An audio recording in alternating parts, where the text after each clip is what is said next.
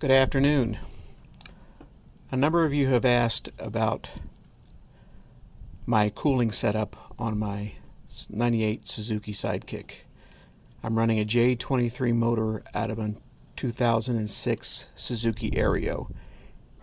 There are other videos out there posting on how to drop one in. What I'm using right now for cooling is a 3-row aluminum radiator I got off of eBay. It's been working fine, and a aluminum cake pan as a fan shroud. The fan that I'm using is a 2-speed fan that came out of a Volvo 850, and I'm running it through a BMW temperature sensor that kicks on at 95 degrees Celsius and 99 degrees Celsius for the second speed. It's just wired up to ground, and then the two lines go directly into the Volvo controller, and it's wired up just running to the battery and ground from there.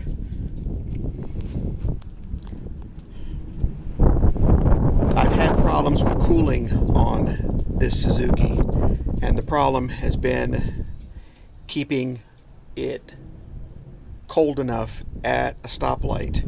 The temperature would rise up to 220 or heavier or higher.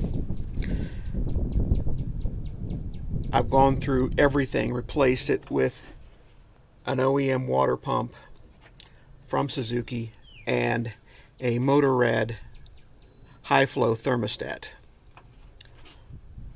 I was still getting high heat problems until determining that the problem was with the heater core. Coolant runs out of the back of the motor through the heater core and back down and into the thermostat housing for the water pump.